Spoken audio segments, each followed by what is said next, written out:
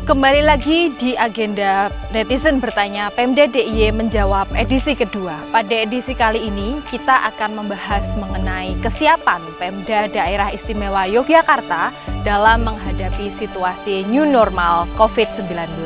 Adapun narasumber pada kesempatan kali ini adalah yang pertama Gubernur Daerah Istimewa Yogyakarta Sri Sultan Hamengkubuwono X, yang kedua adalah Wakil Gubernur Daerah Istimewa Yogyakarta sekaligus Ketua Gugus Tugas COVID-19 DIY Pakualam X, yang selanjutnya adalah Sekretaris Daerah Istimewa Yogyakarta Bapak Kadarmanta Baskara Aji, dan yang terakhir adalah pakar kesehatan Universitas Gadjah Mada dan sekaligus anggota gugus tugas COVID-19 DIY Dr. Riris Andono Ahmad.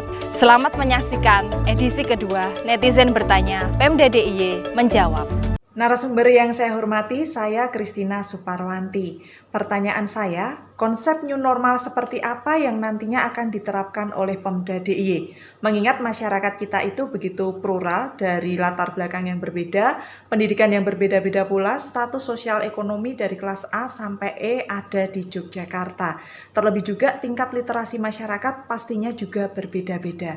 Demikian pertanyaan dari saya, terima kasih dan salam sehat untuk kita semua.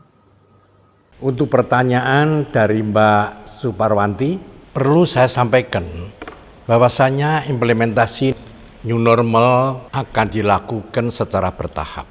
Jadi tidak serta-merta ada perubahan drastis, setidaknya ada 5 tahapan yang harus ditempuh oleh daerah yang sedang menuju new normal.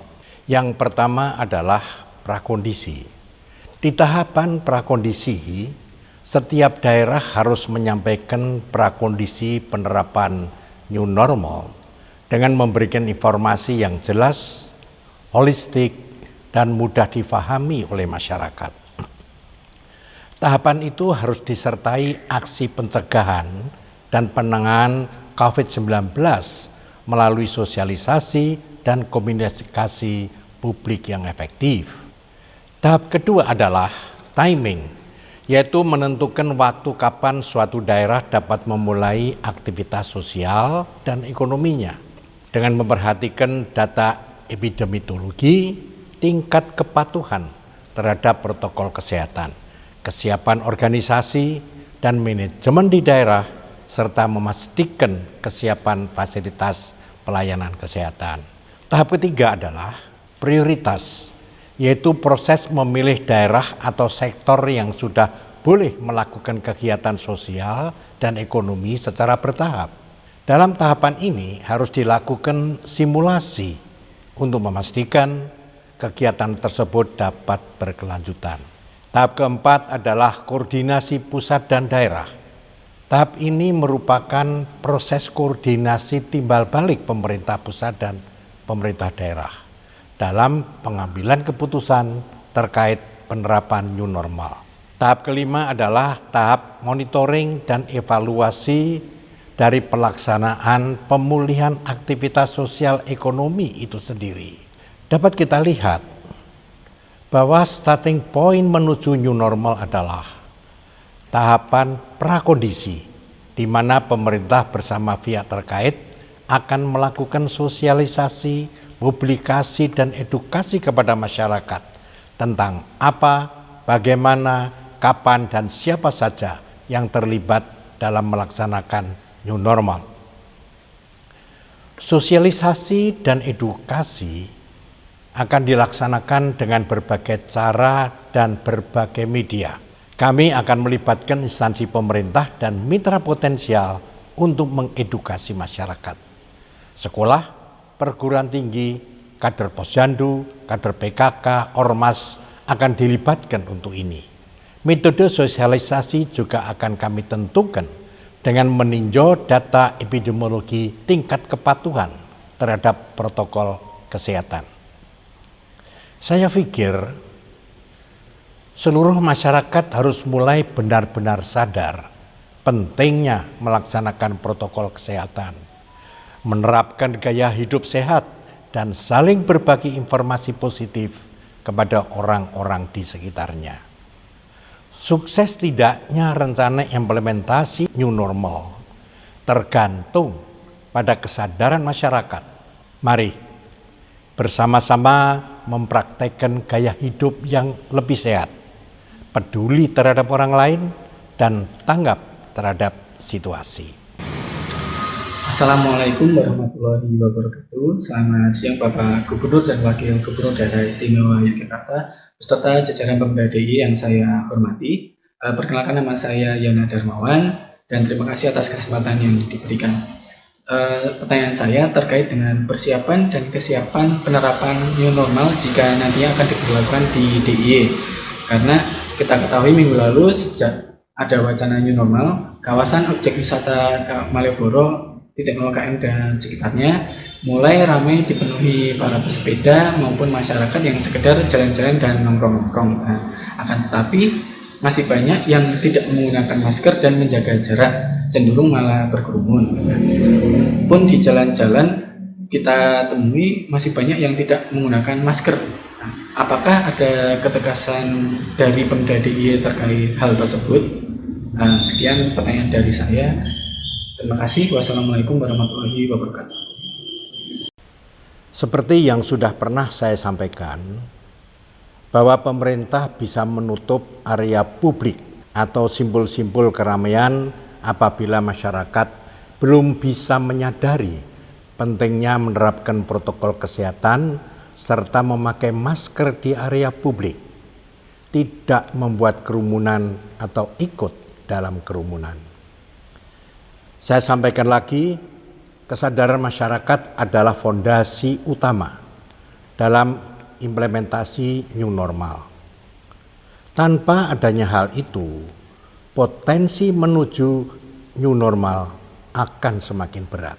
Mari belajar hidup dengan tepos liro, saling menghargai satu sama lain, saling peduli, di mana kepedulian sosial sangat dibutuhkan saat ini. Perlu saya ingatkan, orang tanpa gejala atau OTG yang tidak menerapkan protokol kesehatan dengan tidak mengenakan masker misalnya, berpeluang 70% untuk menularkan penyakitnya ke orang lain. Namun apabila dia menggunakan masker, maka angka persentase kemungkinan menularkan tinggal 5%. Mohon ini benar-benar difahami. Risiko mengabaikan protokol kesehatan sangat besar bagi diri sendiri dan orang lain. Saya sudah meminta agar pengawasan titik keramaian diperketat. Kalau masyarakat masih belum bisa menerapkan protokol kesehatan pribadi, maka implementasi new normal akan semakin sulit pula. Masyarakat juga yang dirugikan pada akhirnya, karena sektor kesehatan, ekonomi, pendidikan, pemerintahan, dan sektor lain akan mengalami stagnasi. Assalamualaikum warahmatullahi wabarakatuh. Saya adalah salah satu karyawan di tempat wisata tengah kota. Apakah benar-benar sudah matang persiapan new normalnya di bidang pariwisata sesuai dengan protokol kesehatan? Yang kita khawatirkan, kita langsung bertatap muka dengan pengunjung, sedangkan kita tidak tahu pengunjung tersebut berasal dari zona merah COVID atau sebaliknya. Dan apa solusinya untuk menjamin pengunjung tersebut benar-benar aman untuk berwisata di kota Jogja? Terus, apakah kita mendapatkan jaminan atau alat pendukung kesehatan seperti dalam protokol kesehatan yang sudah ditetapkan? Dan apakah perlu ada petugas rapid test di tempat wisata untuk mengetes pengunjung yang terindikasi COVID setelah hasil dari pengukuran suhu tubuh? Untuk pertanyaan dari Mas Sulhan, saat ini pemerintah telah menyiapkan beberapa protokol untuk kesiapan tatanan new normal. Yang jelas, saya tidak ingin tergesa-gesa menerapkan tatanan baru ini. Semua harus dipersiapkan secara matang dan detail. Semua harus dihitung faktor risikonya. Sektor pariwisata memiliki siklus yang kompleks. Dengan bekerja bersama Asosiasi Pariwisata, saat ini sedang disusun draft protokol SOP dan CHS atau Clean Health and Security. SOP harus benar-benar komprehensif dan detail, meliputi aspek transportasi, pedagang, biro perjalanan, hotel dan sebagainya yang termasuk dalam ekosistem pariwisata. Tentunya sektor pariwisata akan didukung oleh sektor lain seperti sektor perhubungan, sektor kesehatan, dan sektor lain yang relevan dalam filtering pengunjung. Akan ada edukasi dan sosialisasi bagi pelaku bisnis pariwisata agar seluruh destinasi wisata di daerah istimewa Yogyakarta dapat mengimplementasikan SOP yang saat ini sedang disusun. Terkait petugas rapid test di tempat wisata akan kami jadikan bahan masukan. Yang jelas, tatanan new normal memiliki tahapan-tahapan yang harus dilalui agar kita benar-benar siap dan siaga dalam semua kondisi. Tetap jaga kesehatan dengan memakai masker, lakukan jaga jarak, sering cuci tangan dan sabun, dan air mengalir untuk mengantisipasi penularan COVID-19. New normal itu kalau di masyarakat kampung malah ngartikannya wis normal. Kalau saya lebih setuju itu adalah urip anyar, jadi khas Yogyakarta. Itu memerlukan pondasi baru, dalam hal ini kan gugus tugas COVID-19. Kalau selama ini kan penanganan antar bidang itu kan masih belum sinkron. Harapannya dalam pondasi baru ini apakah nanti setelah tanggap darurat itu masih gugus tugas atau ganti, yaitu harapannya bisa sinergi antar bidang itu dan ditambah dengan usulan dari masyarakat-masyarakat lain. Sehingga kemudian yang keluar itu kebijakannya itu bisa diterima oleh semua pihak dan yang mengawasi juga jelas. Karena kalau tidak diawasi ya masyarakat itu ya sak geleme dhewe, itu harus tegas dan jelas karena yang kita hadapi adalah COVID-19. Bismillahirrahmanirrahim. Assalamualaikum warahmatullahi wabarakatuh. Salam sejahtera bagi kita semua. Saya mencoba untuk menjawab pertanyaan dari saudara Arman Nur Effendi.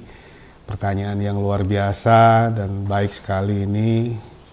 Namun sebelumnya saya mengucapkan banyak terima kasih atas pertanyaannya juga dan juga atas partisipasi masyarakat yang senantiasa menerapkan pola hidup bersih, sehat, kemudian senantiasa menjadi subjek dalam upaya pencegahan penyebaran COVID-19. Sebagai yang mendapat amanah Ketua Gugus Tugas COVID-19, saya tentu beserta seluruh jajaran selalu melakukan evaluasi dan koordinasi terhadap segala program yang tengah berjalan. Koordinasi dengan lembaga-lembaga terkait, ada BPPD DIY, kemudian PMI, OPD-OPD yang ada di DIY, Satpol PP, relawan, serta segenap lapisan masyarakat melalui Babin Kantipmas juga telah dilaksanakan secara berkesinambungan, tentu sesuai dengan hierarki dan tata urut koordinasi yang ada. Perlu diketahui, Gugus Tugas COVID-19 Daerah Istimewa Yogyakarta juga telah menjalankan mekanisme koordinasi yang telah ditetapkan oleh pemerintah pusat. Kita tidak mungkin lepas dari peraturan dan protokol yang ada dengan pemerintah pusat sebagai wakil kepanjangan tangan pemerintah pusat. Berbagai upaya peningkatan kinerja gugus tugas pun selalu dilakukan dengan melalui mekanisme masukan-masukan dari berbagai pihak dari masyarakat, dari akademisi, dan lain hal banyaklah, demi bisa mencapai taraf ideal rasional dalam mengelola wabah COVID-19. Tentu sinergitas dan gotong royong sebagai tradisi khas daerah istimewa Yogyakarta akan makin ditingkatkan. Karena jelas pemerintah tidak bisa bekerja sendirian. Ada akademisi, pengusaha, UMKM, media massa, masyarakat, komunitas, asosiasi profesi pasti akan dilibatkan guna mendapatkan masukan. Bapak Gubernur juga meminta adanya mekanisme dengar pendapat, public hearing, yang melibatkan praktisi dari berbagai bidang, pelaku bisnis, dari berbagai asosiasi yang relevan dalam penyusunan SOP berbagai sektor di era new normal, atau mungkin bisa kita sebut sebagai tatanan baru. Mengapa semua pihak harus dilibatkan secara aktif? Kita semua terkena dampak dari wabah ini. Sektor pemerintahan pun tidak luput. Sektor pendidikan, sektor pariwisata, bahkan bukan mungkin lagi, masyarakat sendiri pun semua terkena dampaknya dari lapisan yang paling atas hingga paling bawah. Sehingga tentu ada perlunya, ada pentingnya, di mana SOP atau standar operating procedure new normal tatanan baru ini di berbagai sektor itu perlu diolah secara komprehensif. Dan sekarang kami sedang proses penyusunan SOP, bahkan sudah ada beberapa yang secara bertahap kita sosialisasikan secara bertahap di lingkungan bisnis, UMKM, pedagang kaki lima, serta perhotelan. Dan ini juga tentu melalui mekanisme yang berjenjang, karena ada tingkat kabupaten kota dan lain sebagainya. Hal lain yang menjadi prioritas untuk digalakkan adalah sebetulnya, dan ini yang paling penting, adalah bagaimana kesadaran dan peran masyarakat sebagai subjek, sekali lagi sebagai subjek pencegahan penyebaran virus COVID-19. Kesadaran masyarakat untuk selalu mengenakan masker, menunda melakukan hal-hal yang tidak mendesak, serta bergelombol, kemudian juga selalu mencuci tangan dan lain sebagainya. Penting untuk selalu diingatkan, kemudian disadari. Masyarakat juga yang sejatinya berperan aktif untuk mengingatkan siapapun di sekelilingnya. Jadi bukan hanya tugas dari pemerintah, karena jelas SDM kami tidak akan mampu mengawasi terus-menerus, sehingga peran aktif masyarakat untuk mengindahkan protokol kesehatan itu menjadi salah satu kunci. Ke depan, tim gugus tugas juga akan memanfaatkan teknologi sebagai salah satu kegiatan preventif untuk melakukan kontrol terhadap pengunjung di tempat-tempat keramaian atau tempat-tempat publik. Selain itu, hal-hal yang telah disebutkan di atas tadi, kami juga mengajak pamong desa serta pejabat desa, dan kami juga dalam kesempatan ini memberi penghargaan yang setinggi-tingginya. Marilah kita bersama-sama memperkuat kemanunggalan dengan warga dalam memerangi COVID-19.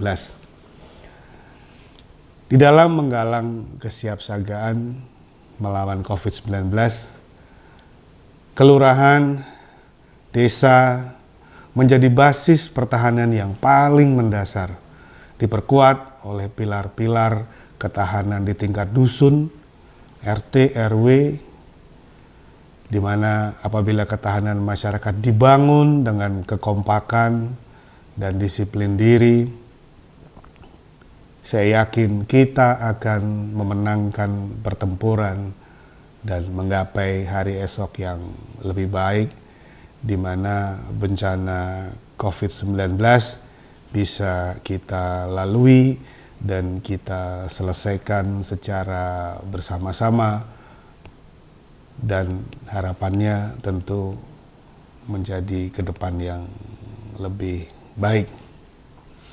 Mungkin itu yang bisa kami sampaikan. Mohon maaf jika mungkin ada beberapa hal-hal yang kurang berkenan.